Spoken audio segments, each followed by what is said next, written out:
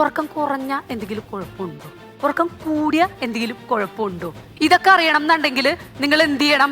നമ്മൾ യൂത്ത് ഉറങ്ങുമ്പോ ഇപ്പൊ രചനാരായണ കുട്ടി അവരുടെ എക്സ്പ്രഷൻ എന്തായിരുന്നു? യൗവനായതുകൊണ്ട് ഇങ്ങനെ 750 രൂപ കൊണ്ട് ഒളിച്ചോടാൻ വന്നപ്പോ ഞാൻ ആലോചിക്കണമായിരുന്നു ഇയാളൊരു എച്ചിയായിരിക്കുമെന്ന്. പക്ഷെ അത് ഞാൻ ചിന്തിച്ചില്ല.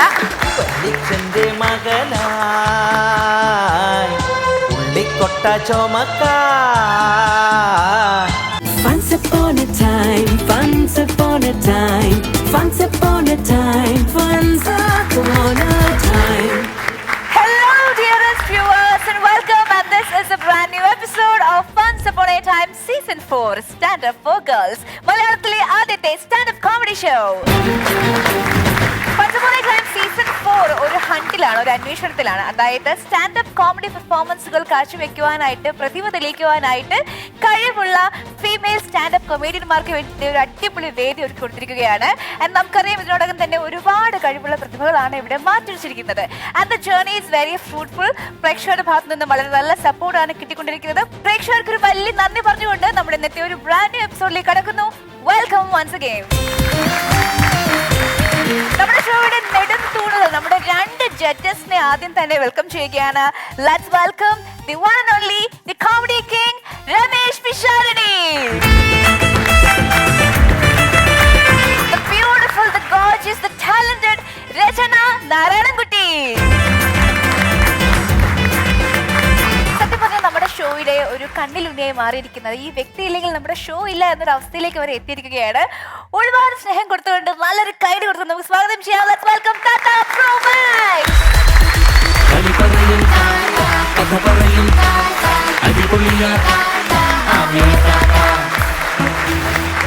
നമ്മുടെ വീടിന്റെ അടുത്ത് ഒരു സംഭവം ഉണ്ടായി. എന്താ? അതായത് പോലീസുകാര് ഒരു പാവപ്പെട്ടവനെ പിടിച്ചുകൊണ്ടുപോയി അങ്ങോട്ട് ഇടിച്ചു. അയ്യോടാ. ഇടിച്ചിടിച്ചിടിച്ച് നടുവൊക്കെ ഇടിച്ച് വെള്ളം പോലെ ആക്കി കഴിഞ്ഞപ്പോൾ അറിഞ്ഞ ആള് നിരപരാധിയാണ്. പിന്നെ പോലീസിന്റെ SIക്ക് വിഷമായി. പുള്ളി വേഗം തന്നെ ഒരു ബിരിയാണിയൊക്കെ മേടിച്ചു കൊടുത്ത് പൊക്കോളാൻ പറഞ്ഞു. അപ്പം അയാൾ പറഞ്ഞ്, എൻ്റെ പൊന്ന് സാറേ, ഞാൻ ഇനി പോയിട്ട് എന്താ കാര്യം? ഈ മാതിരി ഇടിച്ചെൻ്റെ നടുവൊക്കെ വെള്ളം പോലെ ആക്കിയില്ലേ, ഇനി എങ്ങനെ ഞാൻ പണിയെടുത്ത് ജീവിക്കും? അപ്പോൾ അതുകൊണ്ട് ഞാൻ ഇനി പോകണില്ല, അവിടെ തന്നെ കൂടാൻ പോകണമെന്ന് പറഞ്ഞു. അപ്പം SIക്ക് തോന്നിയേ, ഓ പാവമായിപ്പോയി, നീ പിന്നെ ജീവിക്കാൻ പറ്റില്ലല്ലോ. ഒരു കാര്യം ചെയ്യാം, നീ അവിടെയൊക്കെ നാട്ടിൽ ചെറിയ ചെറിയ അടിപിടിയൊക്കെ ഉണ്ടാകുമ്പോൾ ഒരു ഇടനിലക്കാരനായിട്ട് നിന്നോ, എന്നിട്ട് എൻ്റെ അടുത്ത് വന്ന് പറഞ്ഞു കഴിഞ്ഞാൽ ഞാൻ അങ്ങോട്ട് സോൾവ് ചെയ്ത് നോക്കാം. അപ്പോൾ അതിന് ചെറിയ ചില്ലറയൊക്കെ കിട്ടുമല്ലോ, അങ്ങനെ അങ്ങോട്ട് ചെയ്തോളാൻ പറഞ്ഞു. അങ്ങനെ ഇവൻ പോയി നാട്ടിൽ ചെറിയ ചെറിയ വഴക്കുകളൊക്കെ ഉണ്ടാകുമ്പോൾ ഇവൻ പോയി മധ്യസ്ഥനാവും. അങ്ങനെ മധ്യസ്ഥൻ ശശി എന്ന് പേരും വന്നു. പോലീസ് സ്റ്റേഷനിൽ ചെന്നിട്ട് പറയും, അതെ ഒരു ചെറിയ അടിപിടിയാണ്, നമ്മുടെ ഒരു പയ്യനാ, അത് വിട്ടേര്. അപ്പോൾ SI വിടും, ഇയാൾക്കത്തിരി പൈസ കിട്ടും. അത് കഴിയുമ്പോൾ പറയും, അതെ ഒരു ചെറിയ ഒരു അതിർത്തി തർക്കമാണ്, നമ്മുടെ പയ്യനാ, അങ്ങ് വിട്ടേര് എന്ന് പറയുമ്പോൾ SI വിടും. അപ്പം ഇവന് പൈസ കിട്ടും. അങ്ങനെ ഒരു ദിവസം ഇവൻ SIയുടെ മുമ്പിൽ ചെന്നിട്ട് പറഞ്ഞു, അതെ സാറേ, നമ്മുടെ ഒരു പയ്യനാ, എന്താ പ്രശ്നം? ഒരു ചെറിയ കൊലപാതകം, ഒരുത്തരെ തട്ടിക്കളഞ്ഞു. SI അവൻ്റെ പൊങ്ങയ്ക്ക് പിടിച്ച് 4 ഇടി കൊടുത്ത് വിട്ടുന്നതാണ് ഞാൻ ലേറ്റസ്റ്റ് ആയിട്ട് അറിഞ്ഞത്. ഇപ്പൊ ആള് ഭിത്തിമയുണ്ട്. പിന്നെ നമ്മുടെ മത്സരാർത്ഥികളെ വിളിച്ചാലോ? മത്സരാർത്ഥികളെ വിളിക്കാം. കഥ പറയണ്ടേ മോളെ? കഥ പറയും. താത്താന്ന് പാടി കഴിഞ്ഞിട്ട് പിന്നെ കഥ പറഞ്ഞില്ലെങ്കിൽ ശരിയാവൂല. അത്രയുള്ളൂ. അപ്പൊ നമ്മുടെ ഇന്നത്തെ മത്സരാർത്ഥികളെ, ഇന്ന് മത്സരിക്കുന്ന 2 കണ്ടസ്റ്റന്റ്സിനെ നമുക്ക് വേദിയിലേക്ക് ക്ഷണിക്കാം. Let's welcome Kavya Srinivas and Nithya Praveen.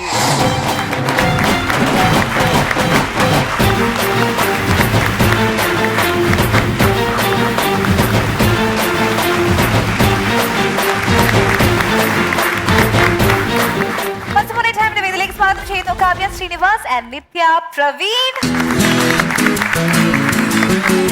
Kavya second time ആണിത്, ആൻഡ് നിത്യ ഫസ്റ്റ് ടൈം ആണ് വരുന്നത്. ആദ്യമായിട്ടാണോ സ്റ്റാൻഡപ്പ് കോമഡി അവതരിപ്പിക്കാൻ പോകുന്നത്? സ്റ്റാൻഡപ്പ് ചെയ്യുന്നത് ആദ്യമായിട്ടാണ്. എവിടെ വീട്? എവിടെയാ മോളുടെ? തിരുവല്ല. ആ മോളുടെ കൊടുങ്ങല്ലൂര്. നമുക്കറിയാം, നേരത്തെ വന്നിട്ടുണ്ടല്ലോ. അതെ. നിത്യ പറയൂ, നിത്യ വീട്ടിൽ ആരൊക്കെയുണ്ട്, എന്ത് ചെയ്യുന്നു? ഞാൻ ഹൗസ് വൈഫാണ്. വീട്ടിൽ ഹസ്ബൻഡ്, മോള്, അമ്മയുണ്ട്. മോളുടെ പേരെന്താണ്? മോളുടെ പേര് അതിഥി. ശരി, കമ്മിങ് ടു കാവ്യ, ഭയങ്കര പുതിയൊരു സ്റ്റൈലിലാണല്ലേ കാവ്യനെ എനിക്ക് മനസ്സിലായില്ല. മനസ്സിലായില്ല അല്ലേ? ഞാൻ സത്യമായിട്ടും എനിക്ക് പുതിയ കണ്ടസ്റ്റന്റ് ആണെന്നാ ഞാൻ വിചാരിച്ചേ. എന്റെ വീട്ടുകാർക്കും മനസ്സിലാവില്ല, ഞാൻ ഫസ്റ്റ് ടൈം ആണ് ഇങ്ങനെ ഒരു കോസ്റ്റ്യൂമിൽ. നല്ല രസമുണ്ട് കാണാൻ, നല്ല ഭംഗിയുണ്ട്. അപ്പൊ നിങ്ങളിൽ ആരാണ് ആദ്യമായിട്ട് പെർഫോം ചെയ്യണേന്ന് അറിയാൻ വേണ്ടിയിട്ട് നമ്മളിവിടെ ഒരു ചോദ്യം ചോദിക്കും. ഞാൻ പറയട്ടെ, പറഞ്ഞോട്ടെ വിഷു. കോളേജ് വിദ്യാർത്ഥിയായ സുധി ഒരു ബുക്ക് സ്റ്റാളിൽ വെച്ചാണ് നായികയെ ആദ്യമായി കാണുന്നത്. ഒരു പ്രണയഗാനത്തിന്റെ അകമ്പടിയിൽ അവർ ഒരേ ബുക്കിൽ തന്നെ പിടിക്കുന്നു, വലിക്കുന്നു, പിടിക്കുന്നു, വലിയോട് വലി. വലി കാരണം അങ്ങനെ ഒരു നായകന്റെ ഉമ്മ വരെ നായിക ബ്ലോക്കാക്കി കളഞ്ഞു. അങ്ങനെ ഏറ്റവും കൂടുതൽ സിഗരറ്റുകൾ ഒരുമിച്ച് വലിച്ച് ഗിന്നസ് റെക്കോർഡ് ഇടാൻ നായകന് ശ്രമിക്കുന്നു. എന്നാൽ ആ ശ്രമത്തെ തകർത്തുകൊണ്ട് ഒരു കാർ ആ കെട്ടിടത്തിലേക്ക് ഇടിച്ചു കയറുന്നു. ആ ആക്സിഡന്റിൽ നായികയുടെ ഓർമ്മ നഷ്ടപ്പെടുന്നു. അവളെ കാണാൻ നായകനും കൂട്ടുകാരും കൊടൈക്കനാലിലേക്ക് ബൈക്കിൽ പുറപ്പെടുന്നു.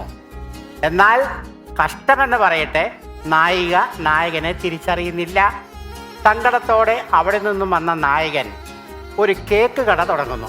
അതുവഴി താൻ ആദ്യം പ്രേമിച്ച പെൺകുട്ടിയുടെ അനിയത്തിയെ വളച്ച് കല്യാണം കഴിക്കുന്നു.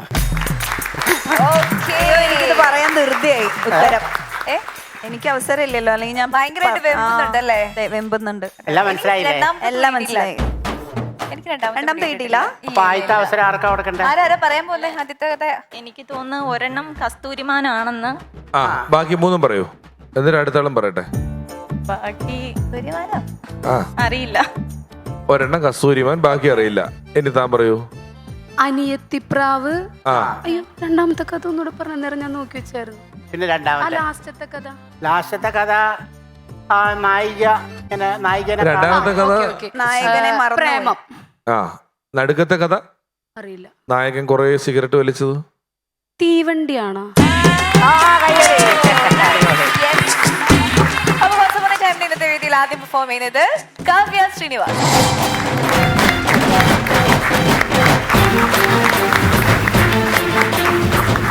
ഹായ്, നമസ്കാരം. ഞാൻ Kavya Srinivas, official, made in Kunnamkulam. പണ്ട് ഞാൻ പതിവായി മോഡൽ നമ്പർ പറയുമായിരുന്നു.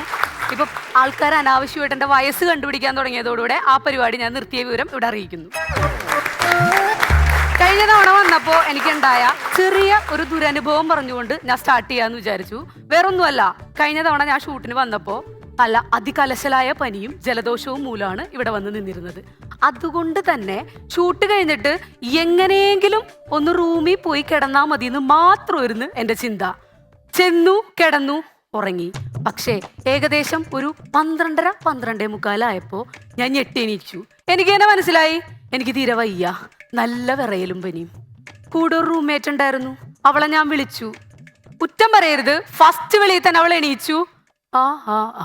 ഇങ്ങനൊരു പോക്ക് പോയിട്ട് പിന്നെ ചവിട്ടിയിട്ടും കുത്തിയിട്ടും മാന്തിയിട്ടും അവിടെ നിന്ന് ഒരനക്കം ഉണ്ടായില്ല.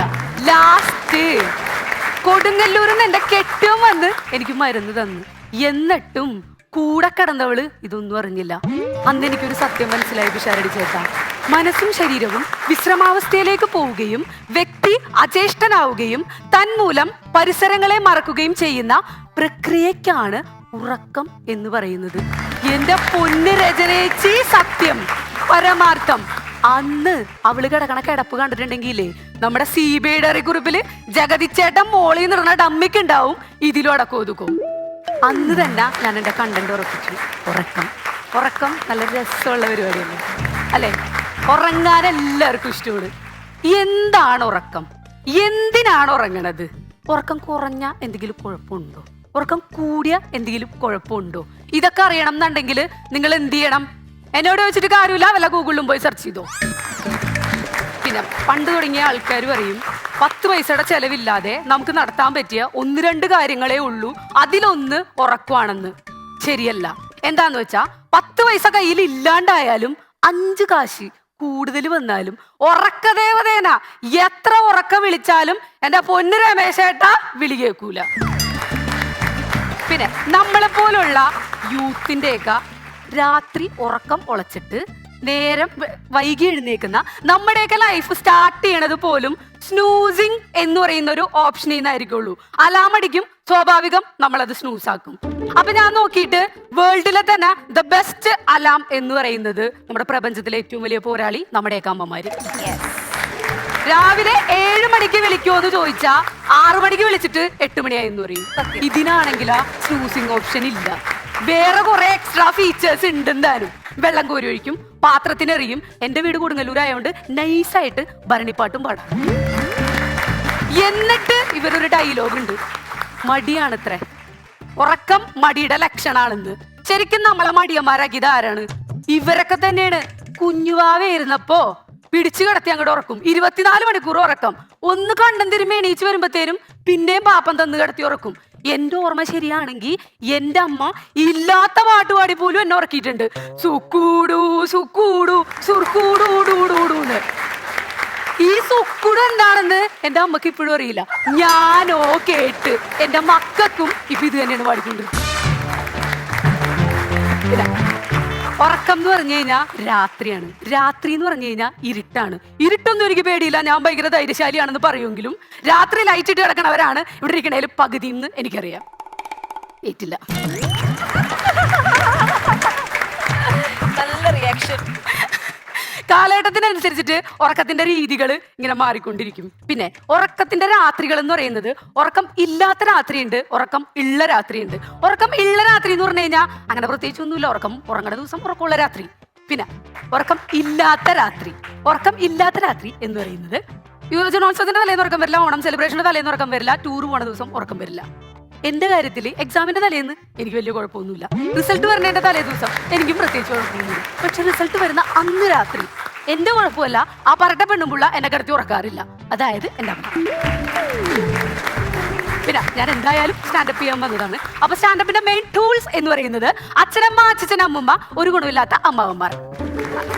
അതുകൊണ്ട് തന്നെ ഞാനിവിടെ ഈ അവസരത്തിൽ എൻ്റെ ഒരു മാമനെ സ്മരിക്കാൻ ഉദ്ദേശിക്കുകയാണ്. നിദ്രാവിഹീനങ്ങളല്ലോ എന്നും അവളുടെ രാവുകൾ. ഈ അവളുടെ രാവുകൾ കണ്ടിട്ട് ഉറക്കം ഉളച്ച് നിന്നിട്ടുള്ള ഒരു കാറ്റഗറി ഓഫ് പീപ്പിൾസ് പണ്ടുണ്ടായിരുന്നു. അതിലൊരാളാണ് എൻ്റെ മാമൻ. മാമനെ കുറിച്ച് പറയുകയാണെങ്കിൽ രൂപം കൊണ്ടായാലും സ്വഭാവം കൊണ്ടായാലും നമ്മുടെ കുംഭകർണേട്ടൻ്റെ ഒരു മിനി വേർഷൻ. ഇരുന്നുറങ്ങും, നിന്നുറങ്ങും, നടന്നുറങ്ങും, വേണ്ടി വന്നാൽ കിടന്നും ഉറങ്ങും. ഇങ്ങനെ ഉറങ്ങി ഉറങ്ങി ഉറങ്ങി ഉറങ്ങി ഗൾഫിലുണ്ടായിരുന്ന ജോലി പോയി. ജോലി പോയ സമയത്ത് അറബി പറഞ്ഞത് ഇത്ര മാത്രമാണ്, പൊന്നുമോനെ നീ നാട്ടിൽ പോയി കിടന്ന് ഉറങ്ങിക്കോ, സാലറി അക്കൗണ്ടിലോട്ട് ഇട്ടേക്കാന്ന്. 10 കൊല്ലം കഴിഞ്ഞിട്ടും ജോലി പോയതല്ല, സാലറി വരുമെന്ന് പറഞ്ഞ് കാത്തിരിക്കണ ഒരു മണ്ടൻ. അതിന്റെ ഇടയിൽ 2 വർഷം മുന്നേ നൈസായിട്ട് ഒന്ന് ബോറടിച്ചപ്പോ കോട്ടപ്പുറം പാലത്തിന്റെ മുകളിൽ ജസ്റ്റ് ഫോർ എ രസം എന്ന് പറഞ്ഞിട്ട് ചൂണ്ടിടാൻ പോയി. ഏകദേശം ഒരു 2 മിനിറ്റ് കഴിഞ്ഞപ്പോ സ്വാഭാവികം ആൾ ഉറങ്ങിപ്പോയി. നേരെ അൽച്ചും കെട്ടി പുഴയിലോട്ട് വീണ്. അവിടെ കിടന്നിട്ടും ആൾക്കൊരു മാറ്റം ഉണ്ടായില്ല. പിന്നെ ഞങ്ങള് കോട്ടപ്പുറത്തിന്റെ അരികത്ത് താമസിക്കുന്ന നിവാസികൾക്ക് മാസത്തിൽ 2 ഡെഡ് ബോഡി മസ്റ്റാ. അതുകൊണ്ട് തന്നെ പോലീസുകാരെ വിവരം അറിയിച്ച് പോലീസുകാരൊക്കെ വന്ന്, ആംബുലൻസ് ഒക്കെ വന്ന്. കൊളവാഴ വന്ന് മൂടിയതുകൊണ്ട് ആദ്യം ആളാരാണെന്ന് മനസ്സിലായില്ല. പോലീസുകാർ വന്ന് മുഖമൊക്കെ മാറ്റി കഴിഞ്ഞപ്പോ അത് മാമനായിരുന്നു. സ്ട്രക്ചറിലേക്ക് എടുത്തു വെച്ച് ആംബുലൻസിലേക്ക് കയറ്റണേന് മുന്നായിട്ട് എന്തോ ഭാഗ്യം ആളെണീച്ചു. അപ്പൊ അതിനു മുന്നേ വീട്ടിലെ ടർപ്പായിട്ടുള്ള പരിപാടിയൊക്കെ കഴിഞ്ഞു. പക്ഷേ വെളിവില്ലാത്ത നാട്ടുകാരിൽ ചിലര് മാമൻ എന്തോ ഭയങ്കര ഈ യോഗ പഠിക്കണവര് വെള്ളത്തിലൊക്കെ ഇങ്ങനെയൊക്കെ കിടന്നുറങ്ങില്ലേ, ആ പരിപാടി ചെയ്താണെന്ന് പറഞ്ഞിട്ട് കുറെ പിള്ളേരെ കൊണ്ടുവന്ന് അങ്ങോട്ട് ദക്ഷിണ വെപ്പിച്ച്.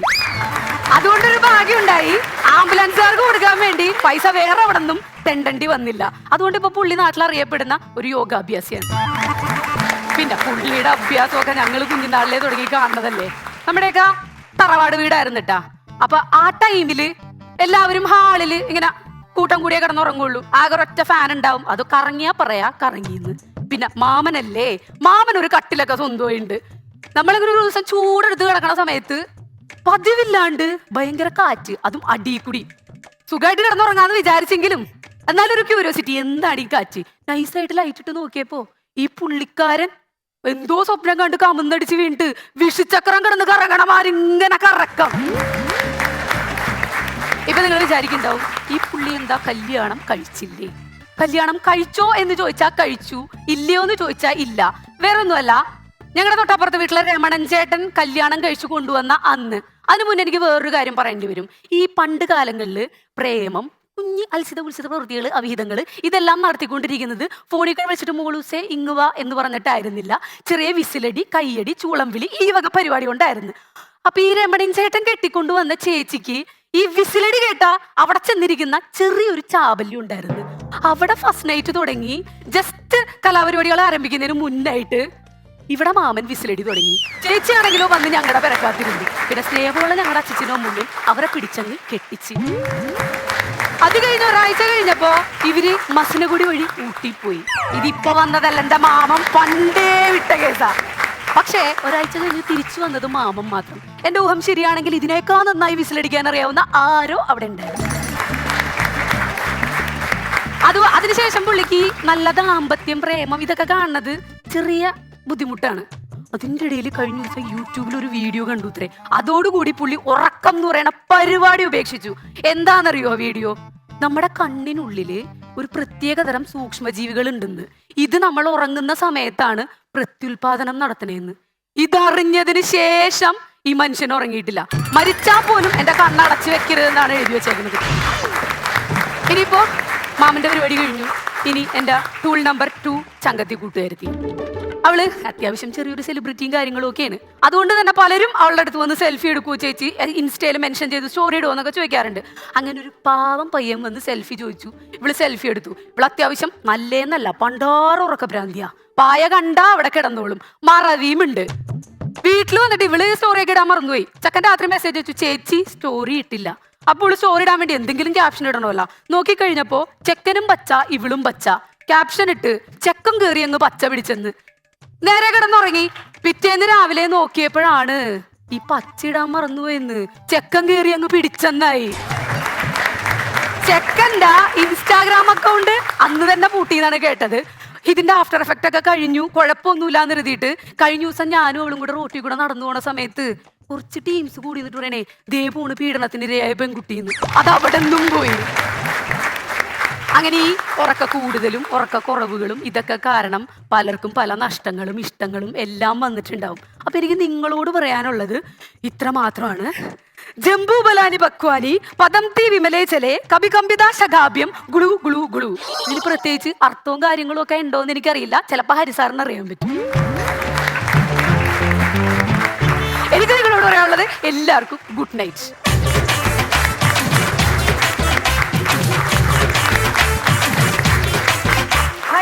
ലൈവായിട്ട് പ്രസന്റ് ചെയ്തു. ഇടയ്ക്ക് ചെറുത് ഏറ്റില്ല എന്നൊക്കെ തോന്നി കഴിഞ്ഞപ്പോഴത്തേക്കും അത് ഏറ്റില്ല എന്നൊക്കെ പറഞ്ഞ് മേക്കപ്പ് ചെയ്തു. പക്ഷെ രസമുണ്ടായിരുന്നു കേട്ടോ, നല്ല ഭയങ്കര ലൈവായിട്ട് ചെയ്തു. രമേശ് ഏട്ടാ, നല്ല രസമുള്ള പ്രകടനമായിരുന്നു കാവ്യ, നല്ല രസമുണ്ട്.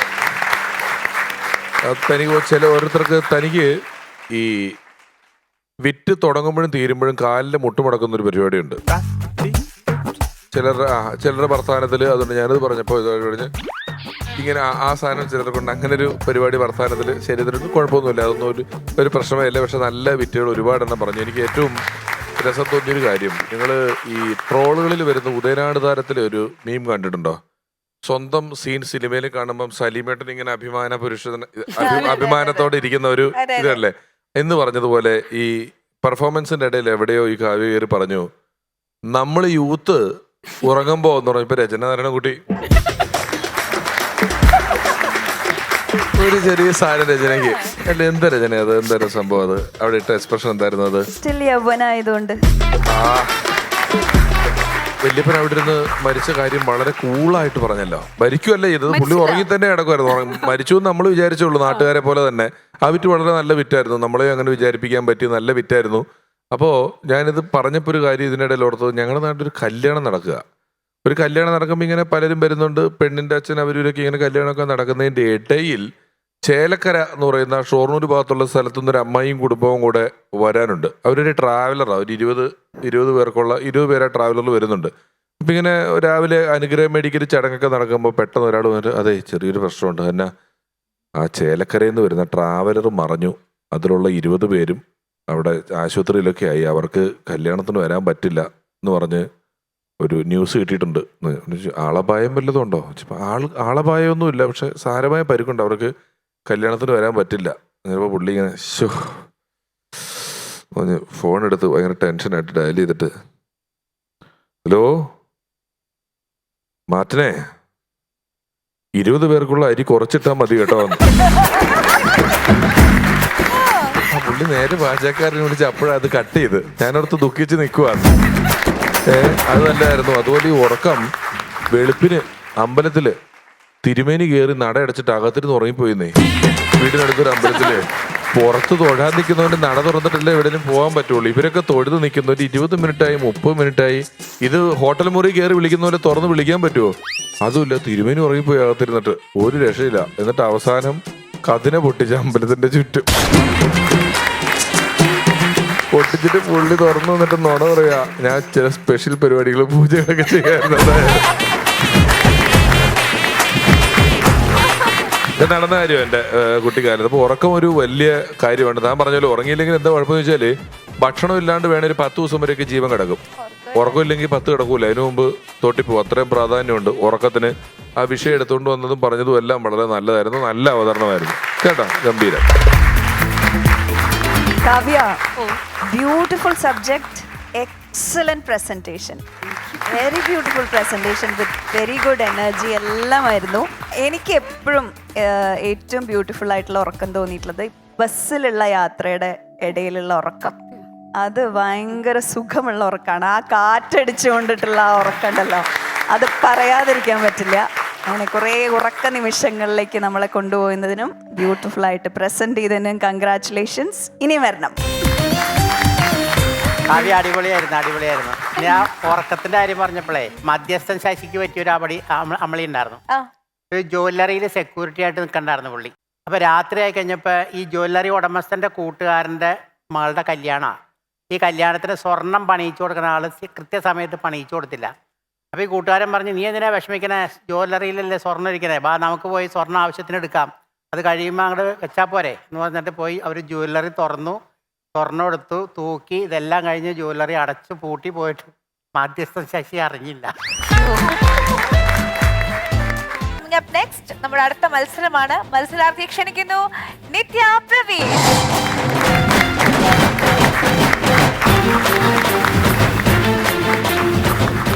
നമസ്കാരം, ഞാൻ നിത്യ പ്രവീൺ, തിരുവല്ലയിൽ നിന്നും വരുന്നു.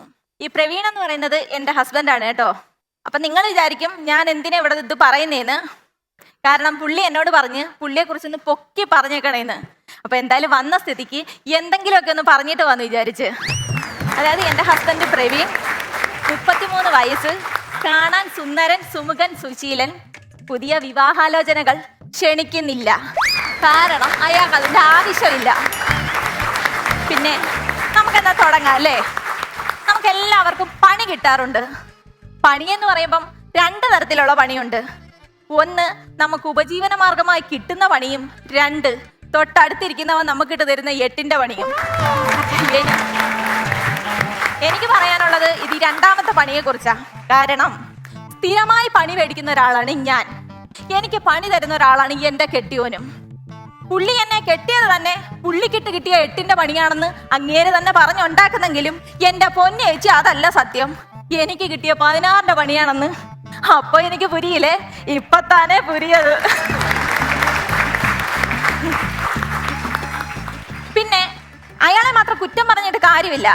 എന്റെ ഭാഗത്ത് ചെറിയൊരു മിസ്റ്റേക്ക് ഉണ്ട്. ഇങ്ങനെ 750 രൂപ കൊണ്ട് ഒളിച്ചോടാൻ വന്നപ്പോ ഞാൻ ആലോചിക്കണമായിരുന്നു ഇയാൾ ഒരു എച്ചി ആയിരിക്കുമെന്ന്. പക്ഷെ അത് ഞാൻ ചിന്തിച്ചില്ല. 2ാമത്തെ പണിയെന്ന് പറഞ്ഞാൽ ഞങ്ങളുടെ അപ്പച്ചിക്ക് ഇട്ടാ കേട്ടോ. ഞങ്ങളുടെ കല്യാണമൊക്കെ കഴിഞ്ഞ് ആദിരാത്രി എന്ന് പറയുന്നൊരു സംഭവം ഉണ്ടല്ലോ. ഞങ്ങളുടെ ആദിരാത്രിയുടെ അന്ന് തലേന്ന് വരെ യാതൊരു കുഴപ്പമില്ലായിരുന്നു ഇങ്ങനെയുടെ അപ്പച്ചിക്ക്. പെട്ടെന്ന് എന്തോ ഒരു വല്ലായിക. എല്ലാ വീട്ടിലും കാണുമല്ലോ ഇതുപോലെ ഓരോ അമ്മാവന്മാരും അപ്പച്ചിമാരും ഒക്കെ അല്ലയോ. പുള്ളിക്കാരി തൊട്ടടുത്തുള്ള ഞങ്ങളുടെ ബെഡ്റൂമിൽ കയറി ഇങ്ങ് കിടന്ന്. ഞാൻ അതല്ല ചിന്തിക്കുന്നേ, ഈ തള്ളയ്ക്ക് ആ വീട്ടിൽ ഇത്രയും റൂമുകൾ ഉണ്ടായിട്ടും ഞങ്ങളുടെ റൂം മാത്രമേ കണ്ടോളൂന്നാ. ഫസ്റ്റ് നൈറ്റ് കൊളവാക്കിയെന്നുള്ള ഒറ്റ കാരണത്താ പിറ്റേന്ന് രാവിലെ 5:30 ട്രെയിനി പല്ലുപോലും തേക്കാതെ ഉറക്കം എഴുന്നേക്കാതെ കിടന്ന അപ്പച്ചിയെ എടുത്ത് ഇയാള് ട്രെയിനകത്ത് കൊണ്ടിരുത്തി. അപ്പച്ചി പറഞ്ഞ്, മക്കളെ അപ്പച്ചി പല്ലൊന്നും തേച്ചില്ലേ, പല്ല് തേപ്പം ഗുളിയൊക്കെ ഇതിനകത്ത് മതിയെന്ന്. ഏതാണ്ട് ഇന്ത്യൻ റെയിൽവേ ഇങ്ങനെ തറവാട്ട് സ്വത്താതാ പുള്ളിയുടെ വിചാരം. അതും പോരാ, പറഞ്ഞിട്ട് ഈ ട്രെയിൻ തിരുവല്ല വളവ് തിരിയുന്നത് വരെ ഈ വൃത്തികെട്ടവൻ കണ്ണ് ചിമ്മാതെ നോക്കി നിന്ന് നമ്മൾ വിചാരിക്കും അപ്പച്ചിയോടുള്ള സ്നേഹം കൊണ്ടാണ്. ഒന്നുമല്ല, അഥവാ അപ്പച്ചി എങ്ങാനും ട്രെയിനകത്ത് നിന്ന് ഇറങ്ങി വന്നാലോ ആ സ്നേഹിറ്റോ നടന്നില്ല. ഏത് കാര്യം ഇതൊക്കെയാണെങ്കിലും പുള്ളി ഞങ്ങളെ പൊന്നുപോലെ നോക്കും കേട്ടോ. അങ്ങനെ പൊന്നുപോലെ നോക്കി നോക്കി അമ്മച്ചാണോ നേര് ഒരു തരി പൊന്നെന്റെയോ എന്റെ കൊച്ചിന്റെ ദേഹത്തോ ഇല്ല. അപ്പൊ നിങ്ങൾ നോക്കൂ, അപ്പൊ ഇതൊക്കെ എന്തുവാന്നല്ലേ, ഇതെല്ലാം ഇമിറ്റേഷൻ ഗോൾഡ് കവറിങ് എന്ന് പറയും. ഇപ്പൊ പൊന്ന് വേണമെങ്കിൽ ഞങ്ങൾ ഏതെങ്കിലും ജുവല്ലറിയുടെ ഫ്രണ്ടിൽ ചെന്ന് വായും പൊളിച്ച് നോക്കി നിൽക്കണം. അതാ എന്റെ അവസ്ഥ. എന്നാലും ഇന്ന് വരെ ഒരു കുറവും പുള്ളി വരുത്തിയിട്ടില്ല. അപ്പൊ നിങ്ങൾ വിചാരിക്കാതെ എന്താണല്ലയോ, എന്തെങ്കിലും വേണ്ടായോ വല്ല കുറവും വരുത്തണമെങ്കിൽ. എന്നെ കണ്ടാ വിചാരിക്കോ ഒന്നും ഇല്ലാത്ത വീട്ടിലെയാണ്, വല്ല കുറവുണ്ടോ തോന്നുവോ? ഇത് തന്നെ എന്റെ വിഷയം. ഈ വണ്ണം കാരണം എനിക്ക് യാതൊരു വിഷയമില്ല, പക്ഷെ എന്നെ കാണുന്ന നാട്ടുകാർക്ക് ആ വിഷയം. കഴിഞ്ഞ ആഴ്ച ഞാൻ എൻ്റെ വീട്ടിൽ ചെന്ന് നിന്നപ്പം അക്കരെ താമസിക്കുന്ന ഒരു ചേച്ചി ഓട്ടോ വിളിച്ച് ഇക്കരെ വന്നിട്ട് എന്നോട് ചോദിക്കുക, എന്റെ നിത്യേ നിനക്ക് എന്നാ വണ്ണം അടിയുന്നു? കുറെ വരുന്നുണ്ട് ബാക്കി ചോദ്യം കേട്ടോ, കുറെ ബാക്കി ചോദ്യം വരുന്നുണ്ട്. നീ ഏത് റേഷൻ കടയിൽ നിന്ന് അരി മേടിക്കുന്നേന്ന്? ഇവരുടെ ചോദ്യം കേട്ടാ തോന്നി ഇവരുടെ റേഷൻ കാർഡിന്റെ അരിയും കൂടെ ഞാൻ അവിടെ നിന്ന് മേടിച്ച് പുഴുങ്ങി തിന്നുവാന്ന്. നമുക്കൊക്കെ ഒരു വിഷമം വന്നു കഴിഞ്ഞാലേ നമ്മൾ ആദ്യം ആരോട് പറയും?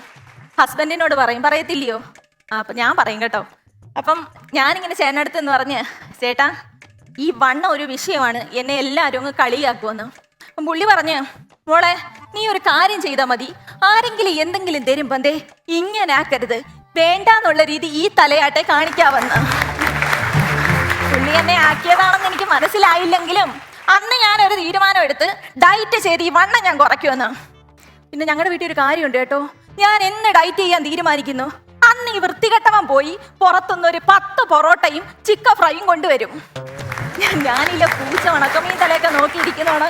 കുറച്ച് സമയമൊക്കെ നോക്കി ഇരുന്നിട്ട് പിന്നെ എനിക്ക് കൺട്രോൾ കിട്ടത്തില്ല, കാരണം നമ്മൾ മനുഷ്യനല്ലയോ. നൈസായിട്ട് അങ്ങ് താഴോട്ട് ഇറങ്ങിയിരുന്നിട്ട് അതിൽ നിന്നൊരു 2 പൊറോട്ട എടുത്ത് ഇങ്ങോട്ടങ്ങ് മാറ്റി വെക്കും. എന്നിട്ട് ആ 8 പൊറോട്ട ചിക്കൻ ഫ്രൈ ഞാനങ്ങ് കഴിക്കും. അത്രയൊക്കെ എനിക്ക് ചെയ്യാൻ പറ്റത്തുള്ളൂ. ഇത് കഴിച്ചു കഴിയുമ്പോഴത്തേക്ക് ചേട്ടൻ പറയും, ഒരു പഞ്ച് ഡയലോഗാ, എന്റെ പൊന്നു മോളെ നീ എന്തിനാ വിഷമിക്കുന്നേ, നിനക്ക് വണ്ണോളേനെ എനിക്ക് വിഷമോ ഇല്ല, പിന്നെ നാട്ടുകാർ പറയുന്നത് പറയട്ടെന്ന്. സത്യം പറയാലോ, ഈ മനുഷ്യൻ പെട്ടെന്നൊരു ദൈവദൂതനെ പോലെ എൻ്റെ മുന്നിൽ അങ്ങ് പ്രത്യക്ഷപ്പെടുന്നതായിട്ട് എനിക്ക് തോന്നും. അങ്ങനെ ഈ ദൈവദൂതനെ ഞാനും കൂടെ വൈകിട്ട് പുറത്തു പോയി. അപ്പൊ ഞങ്ങളുടെ പെട്ടിവണ്ടിയിലാ പോന്നേട്ടെ. ആപ്പയ്ക്കകത്ത് പുറത്തു പോയ സമയത്ത് പോലീസുകാരൊന്ന് വണ്ടിക്ക് കൈ കാണിച്ചു. ചേട്ടൻ വണ്ടി നിർത്തി പോലീസുകാരോട് പറഞ്ഞു, സാറേ വണ്ടിയിൽ ലോഡുണ്ട്. നേരെ ബാക്കിൽ പോലീസുകാർ പോയി നോക്കി, ഇവിടെ വണ്ടിയിൽ ലോഡില്ലല്ലേ. അയ്യോ എന്റെ പൊന്ന് സാറേ, ബാക്കിലല്ല ലോഡ്, ഫ്രണ്ടിലാ. എന്നിട്ട് എന്നെ ചൂണ്ടിക്കാണിച്ചിട്ട് ഈ വൃത്തികെട്ടവൻ പറയുക, 160 കിലോയുടെ ലോഡാ സാറേ, കറക്റ്റ് സമയത്ത് ഇറക്കിയില്ലെങ്കിൽ എനിക്ക് വീട്ടിൽ കിടന്നുറങ്ങാൻ പറ്റത്തില്ലെന്ന്. സത്യം പറയാലോ, ഈ ദൈവദൂതനെ പോലെ എനിക്ക് തോന്നിയ മനുഷ്യനുണ്ടല്ലേ, ഒരു പെട്ടെന്നൊരു നിമിഷത്തിൽ ചെകുത്താന്റെ രൂപത്തിലായങ്ങ് മാറി. കാര്യം ഏതൊക്കെയാണെങ്കിലും ഇങ്ങേരെ വെച്ച് നോക്കിക്കഴിഞ്ഞാൽ ഇങ്ങേരൊക്കെ ഡീസന്റാ പുള്ളിയുടെ മാമനെ കുറിച്ച് പറയുവാണെങ്കിൽ മാമൻ നല്ലൊരു പണിക്കാരനാ. ആർക്ക് എങ്ങനെ എപ്പോ പണി കൊടുക്കണമെന്ന് മാത്രം പറഞ്ഞാൽ മതി. അപ്പൊ നിങ്ങൾ വിചാരിക്കും മാമൻ എന്താ പണിയെന്നല്ലേ. എന്റെ മാമന് മേശിരി പണിയാം. മേശിരി പണിയെന്ന് പറഞ്ഞാൽ അറിയാലോ, വലിയ വലിയ വീടുകളും കെട്ടിടങ്ങളൊക്കെ കെട്ടുന്ന പണി അറിയത്തില്ലയോ? അതൊക്കെ പക്ഷെ പണി അറിയാവുന്ന മേശിരിമാർക്കാ. ഇത് ഒള്ളി ബാത്റൂം. അങ്ങനെ ആ പന്ന കളവായി 16ാമത്തെ ബാത്റൂമാ ഞങ്ങളുടെ വീട്ടിൽ കെട്ടിവെച്ചേക്കുന്നത്. അതിൽ ഒരു മനുഷ്യൻ പോകണമെങ്കിൽ ഹരിമുരളീരവൻ പാട്ട് ശ്രുതി തെറ്റാതെ പാടണം, ഇല്ലെങ്കിൽ തൊട്ടടുത്തിരിക്കുന്നവൻ കയറിയിരിക്കും. എന്റെ മാമന് വല്യച്ഛനോടാട്ടോ പണിക്ക് പോന്നേ. ഒരു ദിവസം വല്യച്ഛൻ വന്നിട്ട് മാമനെ വിളിച്ചിട്ട് പറഞ്ഞു, എടാ നീ പണിക്കാൻ വരുന്നില്ലേ? എന്റെ പൊന്നു കൊച്ചാട്ടാ എനിക്ക് പനിയാന്ന്. വല്യച്ഛൻ തൊട്ടൊക്കെ നോക്കി, എടാ ചൂടൊന്നും ഇല്ലല്ലേ കൊച്ചാട്ടാ, ഉള്ളിലാ പനിയെന്ന്. എന്തുവാ ഈ മരങ്ങോടെ തലേന്ന് 2 ഉള്ളി അങ്ങോട്ട് തൊലിച്ച് കഷത്തി വെച്ചിട്ടാ കിടന്നുറങ്ങിയത് പിറ്റേന്ന് പണിക്ക് പോകാതിരിക്കാൻ വേണ്ടിയിട്ട്. വല്യച്ഛൻ ചോദിച്ച്, എടാ നീ വരത്തില്ലെങ്കിൽ നിനക്ക് നേരത്തെ പറയായിരുന്നു, മൈക്കാടിന് ആളില്ല, വടക്കേല രജനി മാത്രമേ ഉള്ളെന്ന്. സത്യം പറയാലോ എന്റെ പൊന്നി ചേച്ചി, രജനീന്ന് പറഞ്ഞ് നാക്ക് വായിലോട്ടിട്ടില്ല. മാമ നാണ്ടടെ കുളിച്ച് ടിപ് ടോപ്പായിട്ട് വല്യച്ഛന്റെ മുമ്പിൽ, എടാ നീ വരുന്നില്ല പനിയാന്നല്ലേ പറഞ്ഞേ. എനിക്ക് പനിയാന്നൊക്കെ പറഞ്ഞാലേ രജനി തന്നെ മൈക്കാടിന് നിൽക്കേണ്ടി വരത്തില്ലയോ എന്ന്. പിന്നെ മാമനൊരു കാര്യമുണ്ട്, കൃത്യനിഷ്ഠ. രാവിലെ 8 മണിക്ക് പണി കയറി കഴിഞ്ഞാൽ 5 മണിന്നൊരു സമയമുണ്ടെങ്കിൽ തേപ്പ് പലക മാമൻ കഴുകി കവറി വെക്കും. അന്നത്തെ ദിവസം മണി 5 ആയി, 5:30 ആയി, 6 ആയി, മാമൻ തേപ്പുപലക താഴെ വെച്ചില്ല. വലിച്ച നേരെ എന്നിട്ട് വെച്ച്, എടേ മണി 6 ആയി, പണി നിർത്തുന്നില്ലേ? കൊച്ചാട്ടാ, ചെയ്യുന്ന ജോലിയോട് ആത്മാർത്ഥത വേണോന്ന്. സംഭവം വലിച്ചന് പിന്നെ മനസ്സിലായത് ഇത് ചെയ്യുന്ന ജോലിയോടുള്ള ആത്മാർത്ഥതയല്ല, താഴെ ഇന്ന് ചാന്ത് വരുന്ന രേണി ചേച്ചിയോടായിരുന്നു ഈ ആത്മാർത്ഥതയെന്ന്. ആത്മാർത്ഥത കൂടി ഒരു കുടുംബകലകം ഉണ്ടാവണ്ടെന്ന് വിചാരിച്ചിട്ട് വല്ലിച്ചൻ തന്നെ ഈ തേപ്പുല കഴുകി കവറി വെച്ചു. രേണി ചേച്ചി ശമ്പളം മേടിച്ച് പോകാനിറങ്ങി, മാമൻ നാണ്ടടെ പുറകെ പോന്ന്. എടാ നീ ഇതെവിടെ പോന്ന്? എന്റെ കൊച്ചേട്ട, നമ്മുടെ പണി സൈറ്റിൽ പണിയെടുക്കുന്ന ഒരു പെൺകുട്ടി അർദ്ധരാത്രി ഒറ്റയ്ക്ക് വീട്ടിൽ പോകുന്നത് ശരിയാണോന്ന്. ഈ 6 മണി എന്നു മുതലാ അർദ്ധരാത്രി ആയെന്ന് വല്ലിച്ചൻ ഇന്നുവരെ മനസ്സിലായിട്ടില്ല. അതും പറഞ്ഞിട്ട് എൻ്റെ മാമി കഴിഞ്ഞ ആഴ്ച എറണാകുളം പോയിട്ട് ഒരു 11 മണിയായപ്പോഴാണ് പൊലിക്കോട്ട് ജംഗ്ഷനിൽ വന്ന് ഇറങ്ങുന്നേ. ചേട്ടാ ഞാൻ ലേറ്റായി പോയി, ഒന്ന് ഇറങ്ങി വരാവോന്ന് വെച്ചപ്പം പുള്ളി എന്തോ പറഞ്ഞെന്നറിയാവോ? നിന്നെയൊക്കെ ഏത് മാക്കാൻ പിടിച്ചോണ്ട് വരാടി, ആ വയലെ നടന്നിങ്ങ് കയറി വരായി. ആ മനുഷ്യനെ രേണി ചേച്ചിയെ വീട്ടിൽ കൊണ്ടാക്കാൻ പോയേക്കുന്നേന്ന്. ഒന്ന് ചിന്തിച്ചു നോക്കണം. ഇത് മനസ്സിലായ വല്ലിച്ച എന്തോ ഇത് മാമനിട്ട് നല്ല പണി കൊടുത്ത് അങ്ങ് വീട്ടിലിരുത്തി. പക്ഷെ മാമൻ തോറ്റില്ല. ഞാൻ 2 ദിവസം മുന്നേ വീട്ടിൽ പോയായിരുന്നു. ഞാൻ ചോദിച്ചു, മാമ ഇപ്പൊ പണിക്കൊന്നും പോകുന്നില്ലേ? പഴയതുപോലെയല്ല മക്കളെ, എല്ലാം ബംഗാളികളാണ്. മാമ പറയുവാ. എന്നിട്ട് മാമ എന്തോ ഇത് കേന്ദ്ര സർക്കാരിന്റെ തൊഴിലുറപ്പ് പദ്ധതിക്ക് പോയി. അവിടെ ചെന്ന് പണിയെടുത്തോണ്ടിരുന്ന മാമിക്കിട്ട് നല്ല പണി കൊടുത്ത് വീട്ടിലിരുത്തി. ഇപ്പം പോകുന്ന വഴി സാവത്രി, സരസ്വതി, സുമതി, സൗദാമിനി, ഭാഗ്യലക്ഷ്മി, രാജലക്ഷ്മി, സുബലക്ഷ്മി, കാത്യായനി, നന്ദിനി. അപ്പൊ നിങ്ങൾ വിചാരിച്ച് ഏതെങ്കിലും അമ്പലത്തിൽ റെക്കോർഡ് ഇട്ടേന്നല്ലയോ? ഒന്നുമല്ല, തോന്നിയില്ലല്ലയോ? എനിക്ക് അന്നേരം മനസ്സിലായിരുന്നു. അപ്പൊ സംഭവം അതല്ല, കയ്യിൽ നിന്ന് പോയി. നിങ്ങൾ കൈയടിച്ചപ്പോ എന്റെ കയ്യിൽ നിന്ന് പോയി. എന്നാലും കുഴപ്പമില്ല, നമുക്ക് പിടിക്കാം. അപ്പൊ എന്താന്ന് വെച്ച് കഴിഞ്ഞാൽ മാമ ഇതെല്ലാം മാമന്റെ സൈറ്റിൽ പണിയെടുക്കുന്ന ചേച്ചിമാരാട്ടോ. ഇവരെ എല്ലാരെയും വിളിച്ച് എന്റെ കുഞ്ഞമ്മയുടെ കടയിൽ കയറി പക്കാവട, ലഡു, ജിലേബി, മുറുക്ക് എന്ന് വേണ്ട സകല ബേക്കറിയും മേടിച്ചുകൊണ്ട് പോയി. കുഞ്ഞമ്മ ചോദിച്ചു, ചേട്ടാ ഇതെല്ലാം കൂടെ എന്തിനെന്ന് ചോദിച്ചാൽ പറയുക, ചെല്ലക്കിളികളെ കൊണ്ടൊക്കെ പോകുന്നതല്ലേ, എന്തെങ്കിലുമൊക്കെ മിണ്ടിയും പറഞ്ഞ് കുറിച്ചൊക്കെ അങ്ങ് ഇരിക്കാന്ന്. ഈ ചെല്ലക്കിളിയൊക്കെ കൊറിക്കാൻ മേടിച്ച കാശ് പാവം പിടിച്ച് എൻ്റെ അമ്മായി വല്ല അന്ത്യാഫീസിലും പോയി തീർത്തോണ്ടേ ഇരിക്കുന്നതേ ഉള്ളൂ. ചുരുക്കത്തി 10-15 ഗോപികമാരടക്കി തൂമ്പം പിടിച്ചൊരു ശ്രീകൃഷ്ണൻ. അതായിട്ടോ എൻ്റെ മാമൻ. പിന്നെ ഒരു കാര്യം കൂടുണ്ട്. അടുത്ത തൊഴിലുറപ്പ് സൈറ്റിലെ മേറ്റ് എൻ്റെ മാമനാ. ഇങ്ങനെ പണി കൊടുക്കാൻ അറിയാവുന്നവരും പേടിക്കാൻ അറിയാവുന്നവരുമായിട്ട് കുറച്ച് പേരോടൊക്കെ എൻ്റെ കുടുംബത്തിലുണ്ട്. സാവകാശം ഓരോരുത്തരെ കൊണ്ടുവന്ന് പരിചയപ്പെടുത്തി തരാം. നന്ദി, നമസ്കാരം. അങ്ങനെ ആയിക്കോട്ടെ, ഇനി വരുമ്പോ വീട്ടിൽ ഓരോരുത്തർ ഇങ്ങനെ പരിചയപ്പെടുത്തിക്കോ. തീർച്ചയായും. നല്ല പെർഫോമൻസ് ആയിരുന്നു, നല്ല രസമായിരുന്നു കേട്ടോ കേട്ടിരിക്കാം. ചേട്ടനോട് ചോദിക്കാം, രമേശ് ചേട്ടാ. നല്ല രസമുണ്ടായിരുന്നു. ഡയന പറഞ്ഞ പോലെ തന്നെ രസം എന്നുള്ള വാക്ക് കുറച്ചുകൂടെ അന്വർത്ഥമാക്കുന്ന ഒരു പ്രകടനം തന്നെയായിരുന്നു. അതിനൊരു ആനച്ചന്തം ഉണ്ടായിരുന്നു. മൊത്തം പറച്ചിലിനും കാര്യങ്ങൾക്കും എല്ലാം കൂടെ നല്ല രസമുണ്ടായിരുന്നു. കുറേ നല്ല നർമ്മങ്ങളുണ്ടായിരുന്നു. പിന്നെ അമ്മാവൻ ഈ കൊണ്ടുവിടാൻ പോയതൊക്കെ നല്ല രസമായിട്ട് എനിക്ക് കണക്ട് ചെയ്യും. കാരണം ഈ പരിപാടിയുടെ പ്രൊഡ്യൂസർ ഹരി വളരെ പണ്ട് ഒരു ഇവന്റ് ചെയ്തു. ഞങ്ങൾ ഒന്നിച്ച് ചെയ്തിരുന്നൊരു വലിയൊരു കോമഡി ഷോയുടെ ഫിനാലെ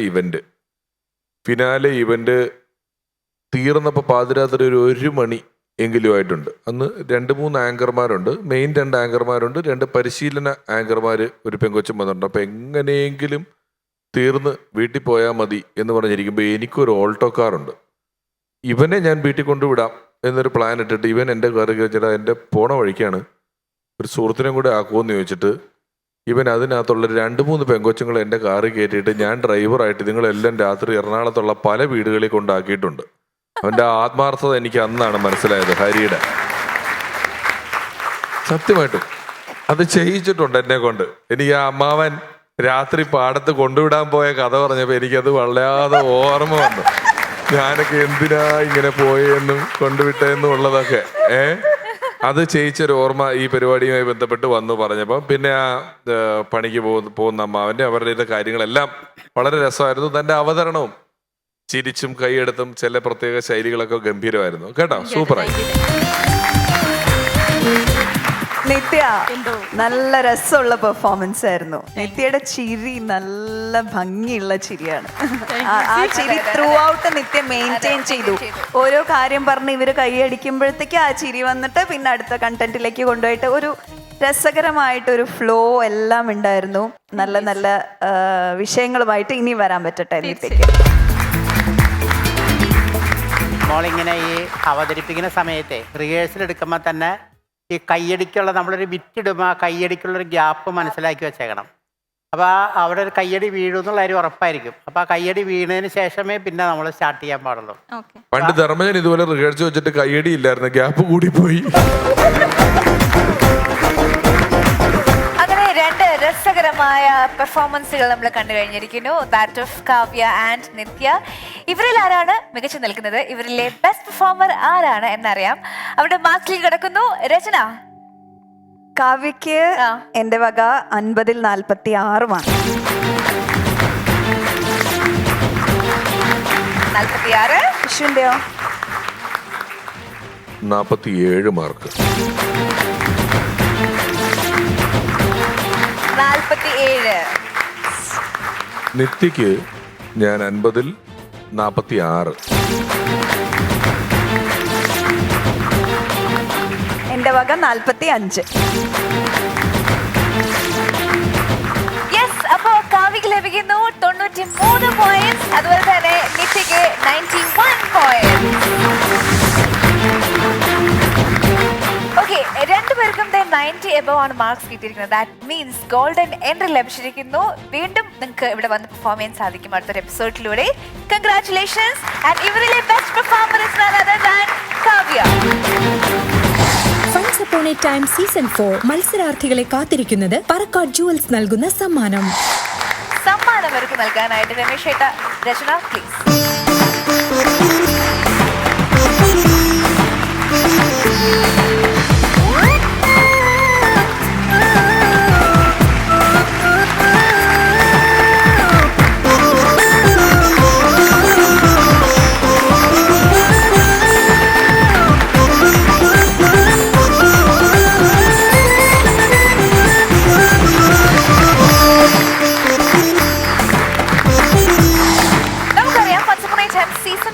സ്ത്രീകൾക്ക് വേണ്ടി പ്രത്യേകമായി തയ്യാറാക്കിയിട്ടുള്ളതാണ്. അപ്പോൾ ഈ പരിപാടിയിൽ പങ്കെടുക്കാൻ ആഗ്രഹിക്കുന്ന മിടുമിടുക്കുകൾക്ക് onceupon-a-time@gmail.com-ലേക്ക് ഡീറ്റെയിൽസ് മെയിൽ ചെയ്യാവുന്നതാണ്. മറ്റൊരു രസകരമായ എപ്പിസോഡിലൂടെ നമുക്ക് എല്ലാവർക്കും വീണ്ടും കാണാവുന്നവരേക്കും ബൈ.